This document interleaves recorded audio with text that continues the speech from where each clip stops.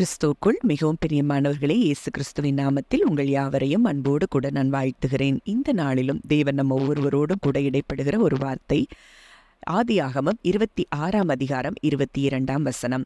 பின்பு அவ்விடம் விட்டு பெயர்ந்து போய் வேறொரு துறவை வெட்டினான். அதை குறித்து அவர்கள் வாக்குவாதம் பண்ணவில்லை.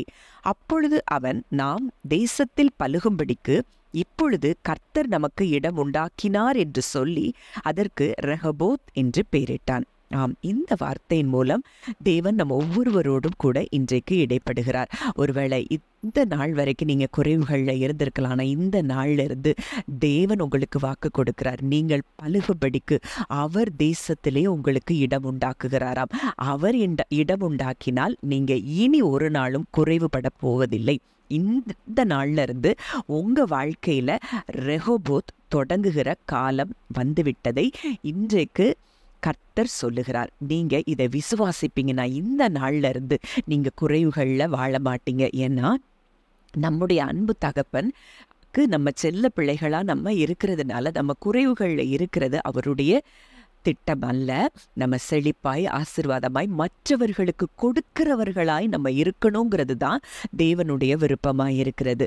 அப்போ அவருடைய பிள்ளைகளாகிய நம்ம, ஆபிரகாமின் வாக்குத்தத்தத்து பிள்ளைகளாகிய நம்ம, ஆபிரகாமுக்கு உண்டான ஆசீர்வாதங்கள் நிச்சயம் எல்லாம் நமக்கு உண்டுங்கிறது தான் தேவன் இந்த நாள்ல வலியுறுத்தி கூற விரும்புகிறார். மேலும் அதே அதிகாரத்துல 12வது வசனத்துல நம்ம பார்க்கிறோம், ஈசாக்கு பஞ்ச காலத்துல விதை விதைக்கிறானா, கர்த்தரவனை ஆசீர்வதித்ததினால 100 மடங்கு பலனை அடைகிறான்ங்கிறத நம்ம பார்க்கிறோம். அவ ஐஸ்வர்யவானாகி வர வர விருத்தி அடைந்து மகா பெரியவனானா. ஏன் இந்த ஆசீர்வாதம் அப்படின்னு சொல்லி நம்ம பார்க்கும்போது கர்த்தருடைய ஆசீர்வாதம் அவன் மேல இருக்கு.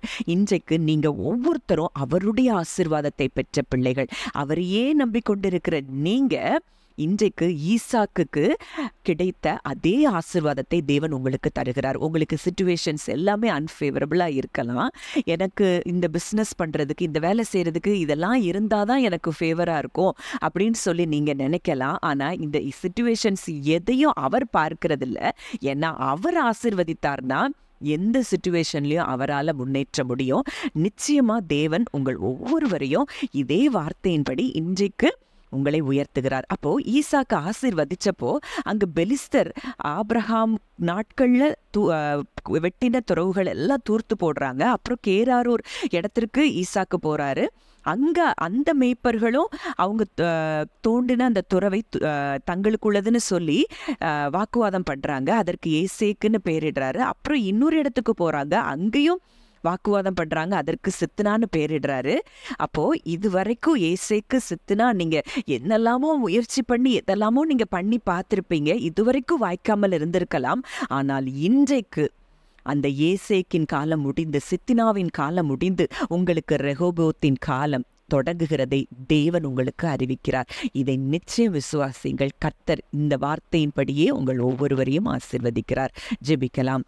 அன்பின் பரலோக தகப்பனே, நன்றியோடு துதிக்கிறோம், ஸ்தோத்திரிக்கிறோம். அப்பா, இந்த நாளிலும் நீர் எங்களோடு கூட இடைப்பட்ட இந்த வார்த்தையின்படி கர்த்தாவே அப்பா, நீர் எங்களுக்கு தேசத்தில் பலுகும்படிக்கு எங்களுக்கு இடம் உண்டாக்குகிற தயவுக்காய் நன்றி செலுத்துகிறோம். ரெஹோபோத் எங்களுக்கு தொடங்கிவிட்டதற்காய் நன்றி செலுத்துகிறோம். அப்பா, ஏசேக்கு சித்தினா காலம் முடிந்ததற்காய் நன்றி செலுத்துகிறோம் தகப்பனே. அப்பா, ஈசாக்கு பஞ்ச காலத்துல விதை விதைத்தப்ப கூட நீங்க ஆசீர்வதித்ததினால 100 மடங்கு பலனை பெற்றுக்கொண்டதை பார்க்கிறோம். இன்றைக்கு நாங்க உங்க பிள்ளைகளா இருக்கிறோம்ப்பா. நாங்க எதை செய்தாலும் நாங்க செய்வதெல்லாவற்றையும் வாய்க்க செய்கிற ஒரு தகப்பன் நீர் எங்களோடு கூட இருந்து எங்களை ஆசீர்வதிக்கிறபடியினால் நிச்சயமாய் நாங்கள் ஆசீர்வதிக்கப்பட்டு பெருகுவோம் என்று சொல்லி விசுவாசிக்கிறோம். நீர் தன்னை இந்த வாக்குத்தத்தத்திற்காய் நன்றி செலுத்துகிறோம். துதி கன மகிமை யாவையும் இயேசு ஒருவருக்கே செலுத்துகிறோம். கர்த்தரும் மீட்பருமாகிய இயேசுவின் மூலம் கேட்கிறோம். ஜீவனுள்ள நல்ல பிதாவே, ஆமென்.